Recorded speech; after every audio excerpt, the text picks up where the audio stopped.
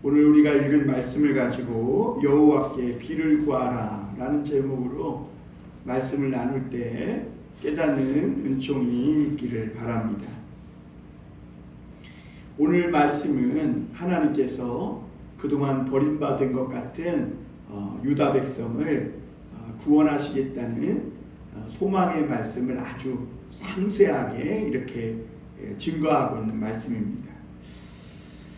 그러니까 하나님의 백성들에게 소망은, 그리고 유일한 희망은 우리 하나님이고, 그리고 하나님은 반드시 약속하신 대로 우리를 구원해 주시고 축복해 주시는 하나님이라는 겁니다. 그러므로 여러분, 어떤 순간에도 그 하나님을, 구원의 하나님이심을 잊어버리면 안 돼요. 지금 처해 있는 상황과 환경을 보며 절대로 낙심하거나 포기하거나 내려놓으면 안 된다는 거죠. 비록 믿지 않는 사람들은 하나님의 살아계심을 모르고 하나님이 없다 말할지라도, 하나님의 사람들은 눈에 보이지 않지만 하나님은 분명히 살아계시고 우리를 이런 때로는 비참하고 힘든 환경 속에서 또 전화위복으로 반드시 구원해 주시고 축복해 주시는 하나님이심을 믿으시길 바랍니다. 다른 사람들처럼 우리가 때때로 살지 못한다고 해서 우리는 마치 우리가 실패한 것처럼, 그래서 하나님은 축복에 굉장히 인색하고, 그리고 우리가 그 하나님을 열심히 믿어봐야 아무 소용없다 이런 생각을 하기가 쉬워요. 오늘 새벽에 시편 73편도 그런 말씀이었거든요. 자신은 하나님을 믿으면서 손도 깨끗이 하고 마음도 깨끗이 하고 그렇게 하나님을 믿었는데, 자신은 마치 종일 하나님의 징계를 받는 것처럼 하나님께 이렇게 징계를 받는 것처럼 그렇게 살아가고 있는데, 악을 행하고 강포를 행하고 하나님이 없다고 막 함부로 말을 교만하게 거만하게 말하는 그런 악한 자들은 이상하게 아무 일도 없고 평안하고 너무나 잘 먹고 잘 살고 그들의 소득이 마음의 소원보다 더하다는 거예요. 그래가지고 그 시편 73편 기자는 자기는 하나님을 믿다가 흔들려가지고 실족해서 미끄러 넘어질 뻔했다는 거예요. 하나님은 분명히 선을 행하시는 하나님인데, 하나님 살아계신 줄 알았는데 아니라는 거죠. 그런데 그 이유가 뭐냐? 그 순간에 그 시편 기자는 하나님을 바라보지 않고 악인의 형통함을 보고 질투한 거예요. 하나님이 살아계심을 봐야 되는데 그 시선이 악인의 형통함을 보니까 질투가 나는 거예요. 그래서 자기도 저 악한 사람들처럼 살아볼까? 자기도 말 함부로 하고 막 오만하게 하고 이렇게 차라리 살면 어떨까? 이런 생각까지 했었다는 거죠. 그런데 나중에 성소에 들어가서 깨달아 보니까 거기서 하나님이 그 악인들이 종말이 어떠함을, 저들이 붙잡고 있는 것이 다 헛것이고, 그리고 그들이 마침내는 전멸당하는 것을 하나님이 보여주시더라는 거예요. 그러면서 그 악인들의 잠깐 형통하다가 마치 베인 풀과 같이 말라지는 모습을 보면서 잠깐 그들을 부러워하고 질투하고 하나님 앞에 자기 믿음이 흔들리고 실족했던 것을 부끄러워하게 됩니다. 그래서 자기를 나는 하나님 목매무지한 짐승이오니 이렇게 고백한 짐승이오니. 여러분, 우리가 자칫 잘못하면요, 특히 요즘 포스트 코로나 시대에 그렇게 하나님을 의심하고 믿음이 흔들려서 실족하기 쉬운데, 그러나 여러분, 하나님은요, 우리가 성경에서도 보면 이스라엘 백성들을 곧바로 적합꿀이 흐르는 가나안 땅으로 데려간 게 아니에요. 40년이나. 우리는 이 코로나 후유증이 얼마나 오래 갈까요? 그렇게 하나님 앞에 기도하며, 하나님, 우리가 언제 이 교회가 부흥할까요? 이제 3년 됐는데도 엄청 길은 것 같잖아요. 빨리 했으면 좋겠는데 하나님은 아니라는, 40년 동안 이렇게 돌리시고. 왜 그러냐면 그 진정한 축복은 세상의 눈에 보이는 것이 아니라 하나님 자신인데, 하나님이 이 이스라엘 백성들을 축복해 주기 싫어서 광야에서 40년을 돌린 게 아니라 이스라엘에게 다른 축복, 진정한 축복인 그 하나님만을 붙들게 하기 위해서 그렇게 하셨다는 거죠. 오늘 하나님은 이 유다 백성들이 포로 생활 70년이 지나고 예루살렘으로 돌아오게 하셨어요. 그리고 이제는 하나님은 그들에게 봄비를 구하라, 이렇게 말해요. 봄비를 구하라. 여러분, 봄비를 구하시기 바랍니다. 유다 백성이, 왜 하나님이 유다 백성에게 봄비를 구하라고 말씀하셨을까? 유다 백성이 하나님 앞에 기도하지 않고 있는 거예요. 혹은 유다 백성이 기도를 잊어버렸는지 모르겠어요. 너무나 오랫동안 포로 생활을 하면서 기도하는 법을 잊어버린 거예요. 혹은 아무리 기도해도 70년 동안이나 응답이 없으니까 아마 유다 백성들이 지쳐서 기도하기를 포기한 것 같아요. 그러니까 하나님이 다시 선지자를 통해 그들의 식어진 마음을 불릴 듯하게 하며 기도하라. 특히 하나님이 약속한 봄에 내리는 이 늦은 비를 구하라. 늦은 비. 여러분, 기도는 하나님의 약속을 기억나게 하는 겁니다. 그래서 예수님도 너희가 낭망치 말고 기도해야 될 것을 말씀하시면서 불의한 재판관에게 자기 억울함을 호소해 줄 것을 구하는 이 과부의 비유를 들기도 하셨죠. 그런데 유다 백성들이 그 선지자의 말을 듣고 다시 한번 힘을 내서 말씀을 붙들고 기도했을 때, 오늘 하나님은 그 유다 백성에게 축복의 소낙비만 부어주신 게 아니라 이 유다 백성 자체를 완전히 새로운 존재로 변화시켜주는 것을 볼 수가 있습니다. 여러분, 저와 오늘 우리 봉담선화 목자교회 모든 교우들에게, 또 이 한국 땅의 성도들에게 이런 일이 일어났으면 좋겠어요.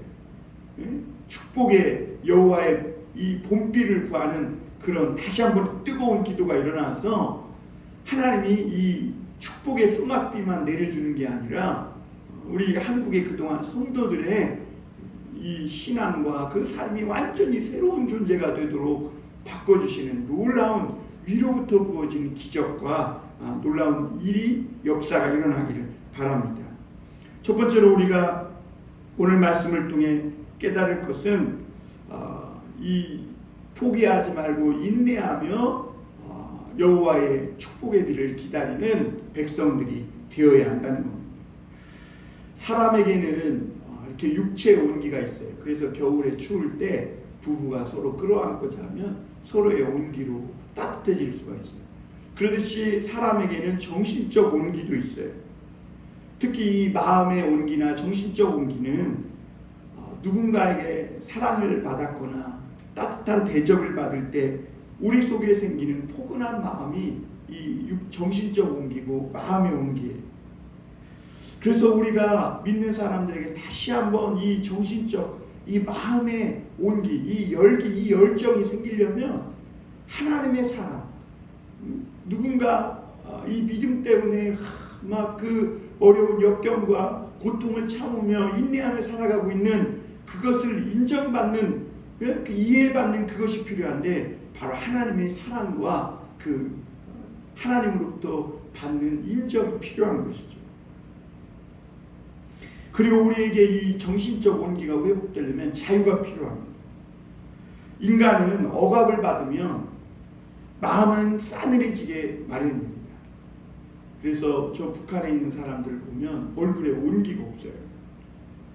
일제강점기 때 이상은 빼앗긴 들에도 봄은 오는가 그랬어요.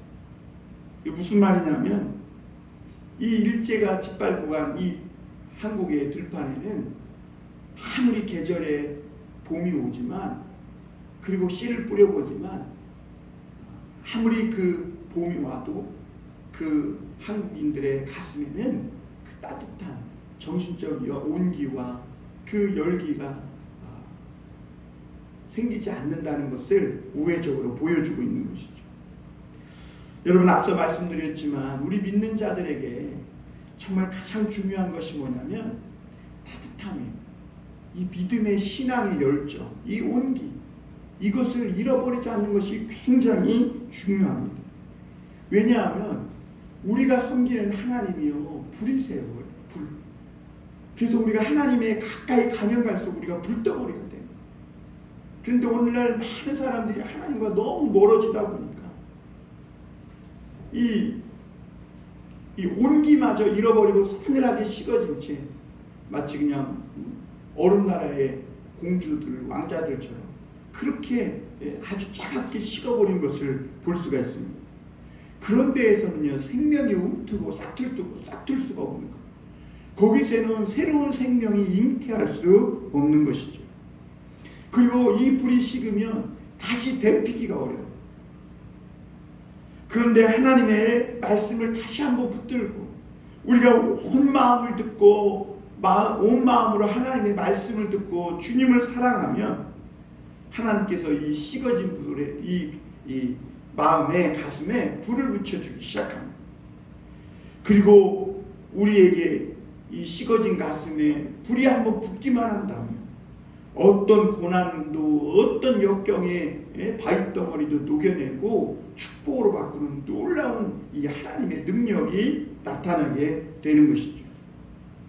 여러분 오늘 우리 믿는 자들에게 그래서 이 사랑의 온기로 다시 뜨거워져서 하나님의 이 말씀을 붙들고 기도하는 바른 기도의 능력이 필요합니다. 여러분 바른 기도의 능력은 언제 찾아오는가? 우리가 성경적인 신앙으로 돌아가서 오직 하나님께만 우리의 축복이 있다고 믿고 하나님께만 나아가 기도하는 그 순간이 바로 바른 기도의 능력이 나타나는 시점이에요. 오늘 1절 한번 보겠습니다. 1절 우리 다시 한번 다 같이 읽어봅시다. 우리 1절을 다시 한번 다 같이 읽습니다. 시작. 봄비가 올 때 여호와 곧 구름을 일게 하시는 여호와께 비를 구하라. 우리에게 소낙비를 내려서 밭의 채소를 각 사람에게 주시리라. 여기서 봄은요 계절적인 봄을 말하는 것 같지만 실제로는 예루살렘의 봄을 말하는 거예요. 왜냐하면 예루살렘은 오랫동안 봄이 왔지만 봄이 없는 곳과 같았어요. 옛날 이스라엘은 비를 내리는 신이 바알이라고, 하나님이 아니라 바알이라고 믿고 섬기다가 결국에는 예루살렘이 망하고 폐허가 되고 봄이 와도 농사 지을 사람이 없도록 다 붙들려가고 그렇게 버려진 땅, 봄을 빼앗긴 땅이 되어버리고 만 것이죠. 그러다가 어느 날 마침내 예루살렘에 봄이 온 거예요. 포로로 잡혀갔던 사람들이 다시 이 예루살렘에 돌아와 거주하게 되면서 봄이 돌아왔을 때 그들은 씨를 뿌리고 파종을 하기 시작한 겁니다.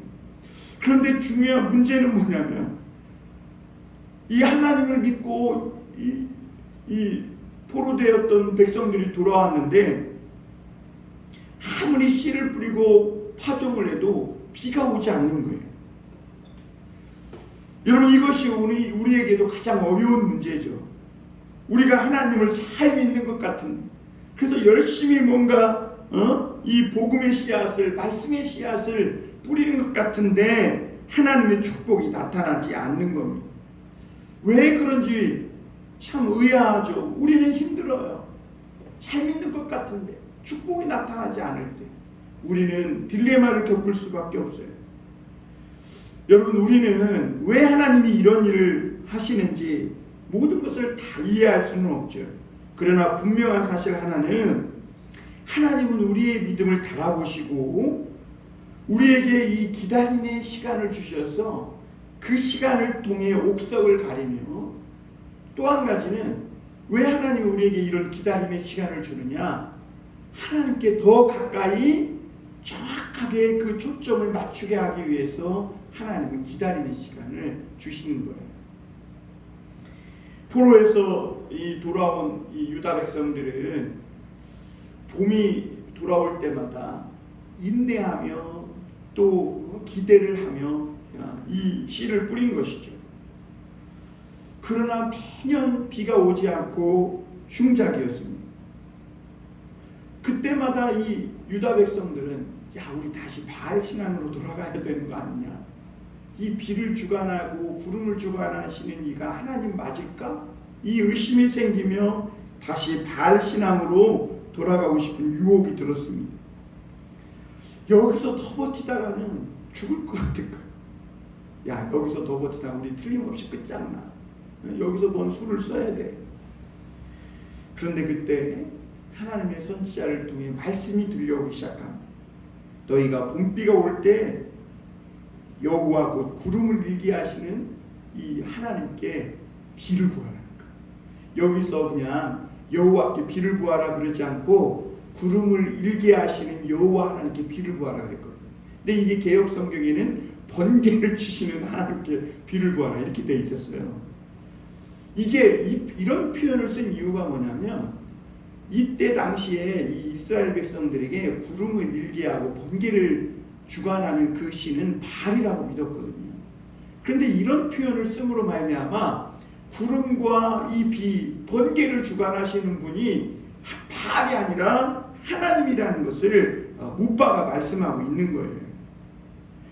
그리고 이 말씀을 들었을 때 유다 백성이 다시 한번 마음을 모아서 하나님 앞에 끝까지 말씀과 믿음을 버리지 않고 인내하며 기도했을 때 하나님은 드디어 응답하셨음을 볼 수가 있습니다. 팔레스타인 땅은 1년에 2번 비가 옵니다. 여기서 우리가 봄비, 그러니까 이른비를 생각하기 쉬운데 여기서 봄비는 팔레스타인 땅의 이른비가 아니라 늦은 비예요. 가을에 파종할 때 오는 그 비가 이 늦은 비고 이른 비고, 늦은 비가 봄에 내리는 이른 비고 늦은 비고, 봄에 내리는 이 비가 늦은 비예요. 그래서 이 봄에 내리는 이 비가 아주 큰 비인데, 왜냐하면 이 이스라엘 백성들은 봄에 추수를 하거든요. 그런데 이 봄에 추수하기 전에 곡식이 연글려면 반드시 폭우처럼 엄청나게 쏟아지는 소낙비가 필요한 거예요. 그래서 하나님은 그 봄에 내리는 이 늦은 비를 구하라 이렇게 말씀하고 있는 거예요. 이 봄에 내리는 늦은 비는 가을에 내리는 이 이른 비와 다르게 아주 폭우로 쏟아져요. 처음에 가을에 파종할 때 내리는 이 이른 비는 아주 가랑비처럼 내리거든요. 그래야 곡식이 떠내려가지 않겠죠, 그 씨앗이.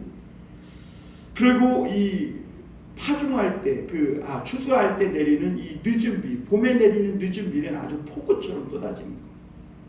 그래야 곡식이 연글고, 한번 이 봄에 늦은 비가 내리면 바짝 말라있던 그 광야에 싹이 돋아나고 풀이 쏟아나면서 온갖 들판에 꽃과 채소가 자라나고 개천에 물이 차올라서 온통 세상이 변하는 거예요. 우리가 캘리포니아에 살 때 보면 떼약볕이 굉장히 강렬해요. 그래서 막 모든 풀들이 다 비실비실 메말라 있어요. 그런데 어느 날 한번 폭우가 쏟아지고 나면 그 메말랐던 그 들판에 또 이 언덕에 푸릇푸릇한 싹이 돋아나고 꽃이 피어있고 세상이 온통 빛깔이 달라져 있는 누런빛에서 회색빛에서 초록빛과 온갖 형형색색의 빛으로 달라져 있는 것을 보게 됩니다. 그러니까 유다 백성이 우상을 버리고 그렇게 하나님 앞에 온전히 돌아올 때 바알이 아니라 이 축복의 이 늦은 비는 하나님으로부터 온다는 것을 인내하며 믿고 바른 기도를 드리고 그 능력이 회복되었을 때 하나님은 마침내 응답하셔서 그 세상을 온통 바꿔놓았던 것을 볼 수가 있습니다.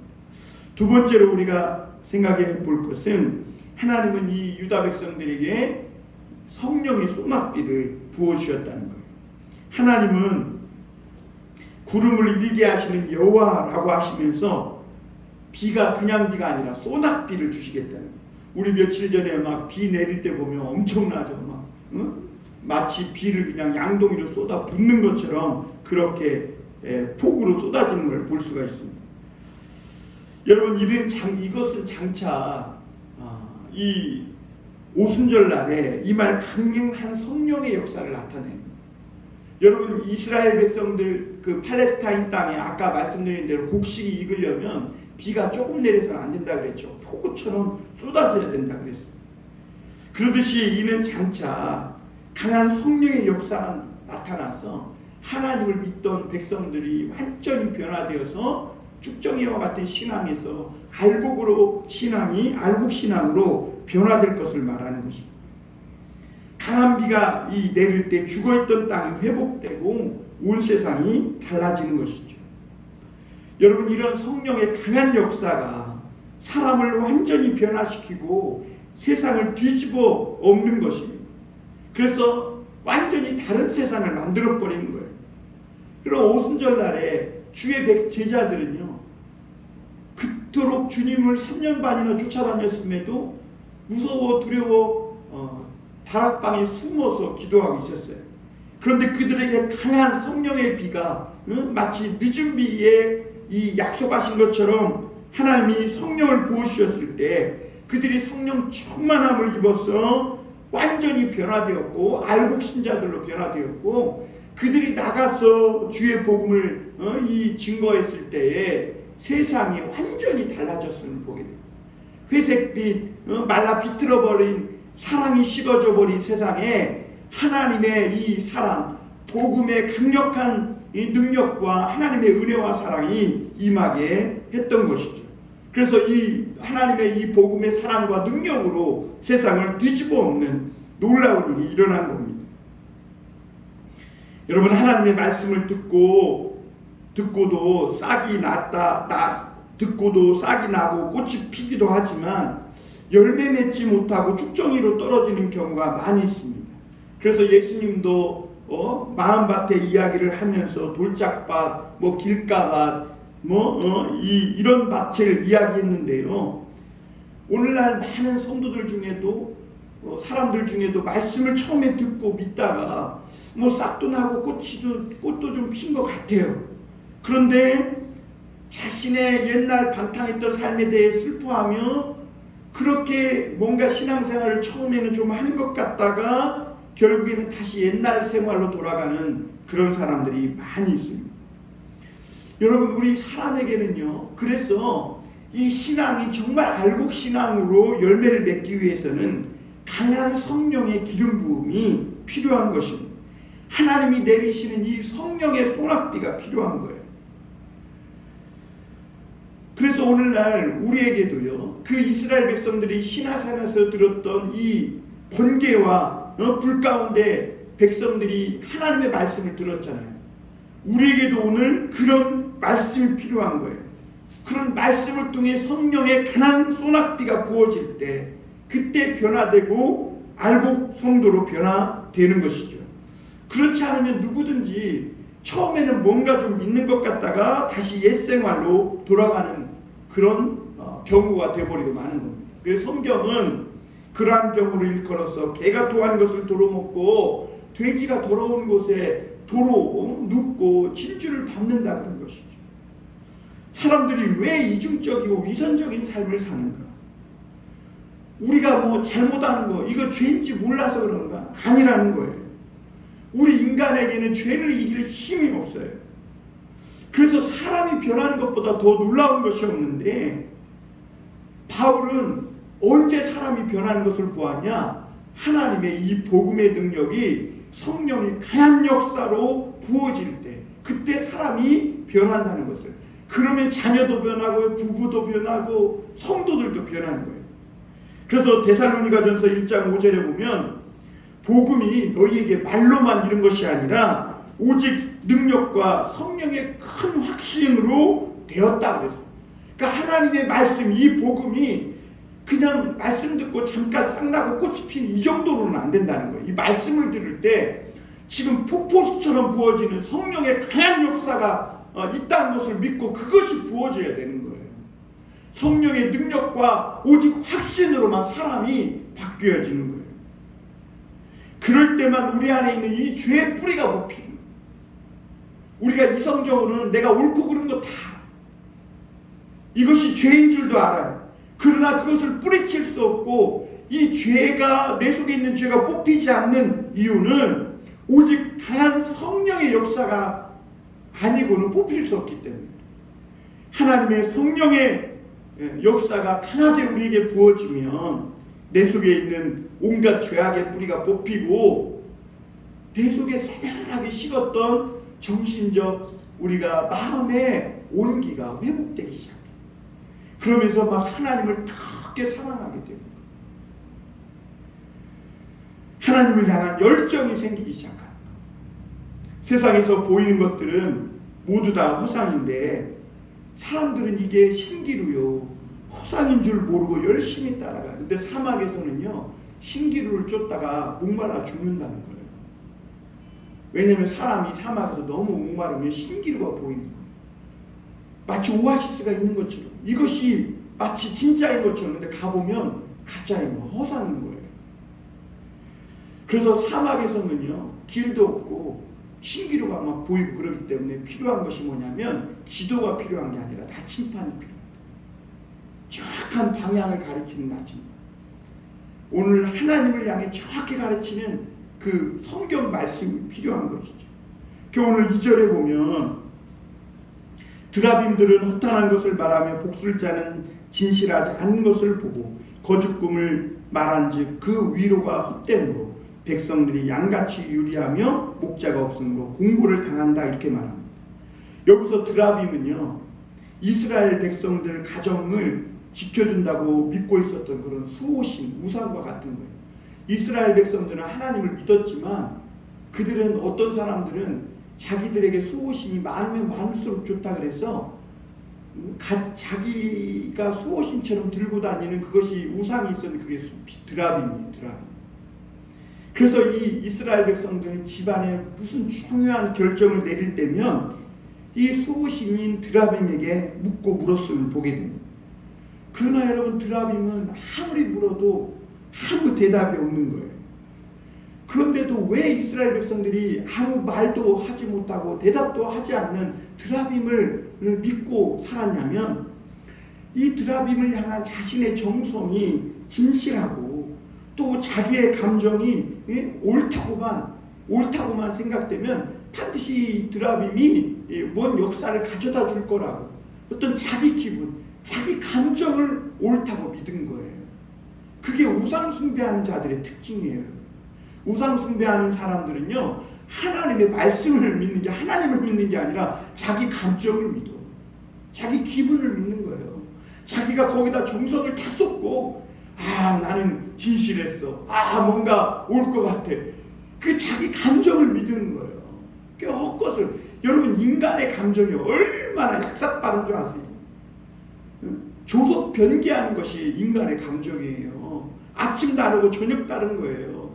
그런데 그런 감정을 믿고 자기가 진실하다고 믿고 그렇게 아무리 믿어봐야 그건 헛것이고 허상이고 그렇다는 거죠. 오늘 그래서 하나님이 드라빔은 허탄한 것을 말하며 복수를 짜는 진실하지 않은 것을 보고 거짓 꿈을 말한즉 그 위로가 헛되다. 그래서 백성들이 양같이 유리하며 방황하며 곤고를 당한다, 이렇게 말씀하고 있는 거예요.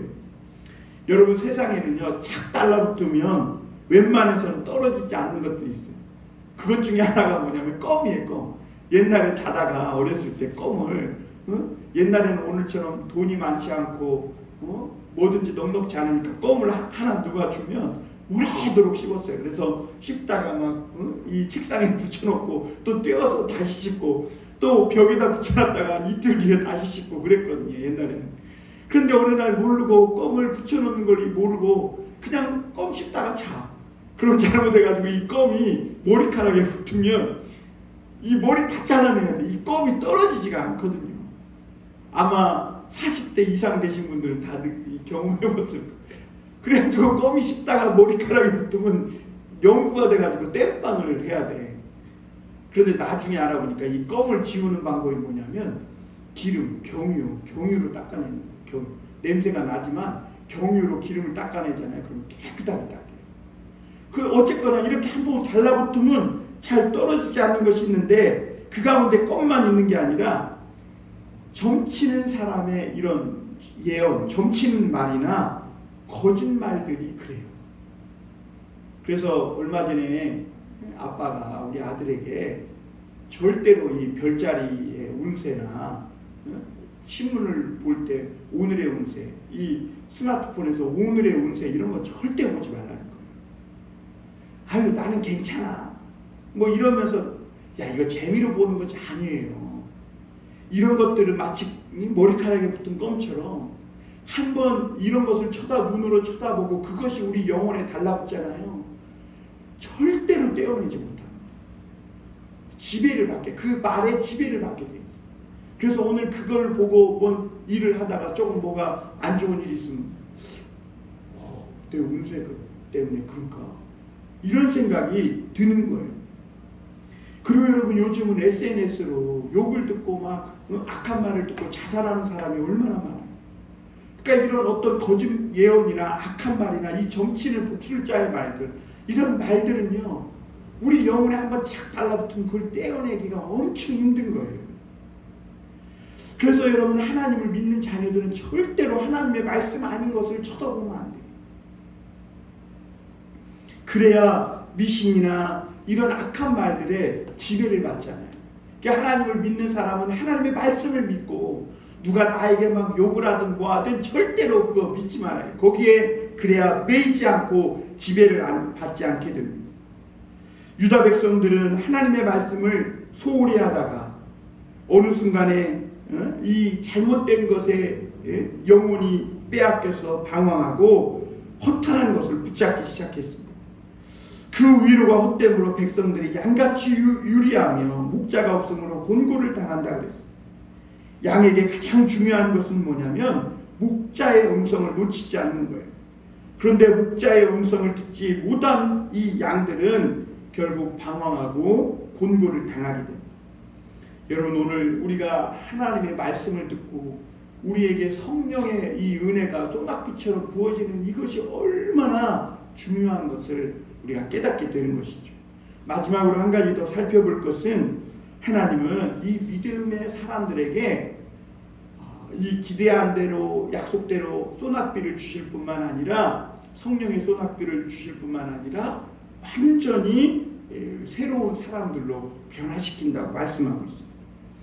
믿음의 사람들은 물론 이렇게 실수해서 방황하고 세상에서 하나님의 음성이 아니라 잘못된 음성을 쫓아가다가 유리하기도 해요. 그래 고생하기도 해요. 그런데 그러다가도 나중에라도 하나님께 돌아오기만 하면 하나님은 그들을 변화시켜 주시는데 그때는 어떻게 변화시켜 주시냐면 양이 아니라 오늘 말씀해 보니까 준마로 변화시켜 주신다 이렇게 말합니다. 3절 한번 같이 읽어보겠습니다. 시작. 내가 목자들에게 노를 바라며 내가 숫 염소들을 벌하리라. 만군의 여호와가 그 무리 곧 유다 족속을 돌보아 그들을 전쟁의 준마와 같게 하리니 이렇게 말합니다. 유다 백성이 목자의 음성을 놓치고 방황하고 공고를 당하게 된 데에는 그들을 잘못된 곳으로 인도하는 그런 거짓 이 목자, 거짓 예언자들이 있었음을 보게 됩니다. 여러분 양들은 움직일 때 반드시 목자의 음성을 듣고 움직입니다. 그래서 목자가 앞에서 음성을 들려주면 양은 그 음성을 듣고 따라가죠. 그런데 어느 순간에 가짜 목자가 나타나는 거예요. 그게 아주 달콤한 목소리로 속삭입니다. 그리고 유혹하면서 자기의 길을 따르게 하는 거예요. 그러니까 양들은 생각하기를 옛날 목자는 늘 가시밭길, 돌짝밭, 골짜기 이런 길로만 늘 데리고 갔는데 어느 날 새롭게 온 목자가 아주 좋은 풀과 쉴만한 물가가 있다고 하면서 거기로 너희들을 데려간다고 하면서 들려주기를 그리고 데리고 가기를 너무 넓고 편한 길로 이렇게 데려가는 거예요. 그러니까 양들은 너무 좋은 거예요.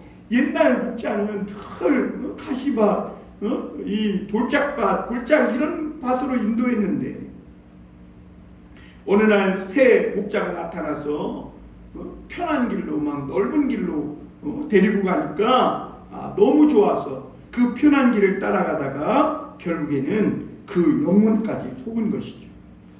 여기서 목자는요 거짓 선지자고 순념소는 거짓 선지자들을 돕는 그런 권력자들을 말해요. 혹은 그 반대가 될 수도 있겠죠. 권력자들이 그 순념소인 권력자들을 도와 거짓 선지자인 이 목자들이 그 일을 정당화 시켰을지도 모르겠어요. 유다 백성은 이 거짓 목자와 순념소를 따라가면서 방황하고 고생하기 시작합니다. 모든 복을 잃고 나라는 망하고 포로 생활까지 했어요. 그러나 이런 시련을 겪으면서도 참 목자이신 하나님의 말씀의 소중함을 조금씩 깨닫게 되면서 이 이스라엘 백성들 마음에 은혜를 받기 시작합니다. 그리고 그들이 하나님의 말씀 앞에 다시 돌아왔을 때 하나님은 그 거짓 목자와 순념소의 손아귀에서 완전히 벗어나고 하나님의 성령의 사람으로 완전히 새로운 존재로 변화시키는데 이제는 양이 아니라 이 전쟁터를 내다리는 준마로 그들을 변화시켜 주신다고 말씀합니다. 여러분, 여기서 우리가 믿는 자들의 두 가지 모습을 보게 됩니다. 먼저는 거짓 목자에게 끌려다니면서 순념소에게 계속 들이받치고 살아가는 그런 모습입니다.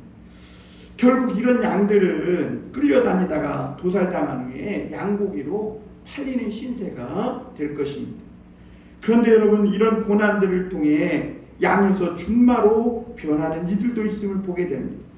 그래서 이 사람들은 전쟁터와 같은 세상에서 준마처럼 그 고난을 통해 하나님을 등에 태우고 달리는 법을 배우게 된 것이죠.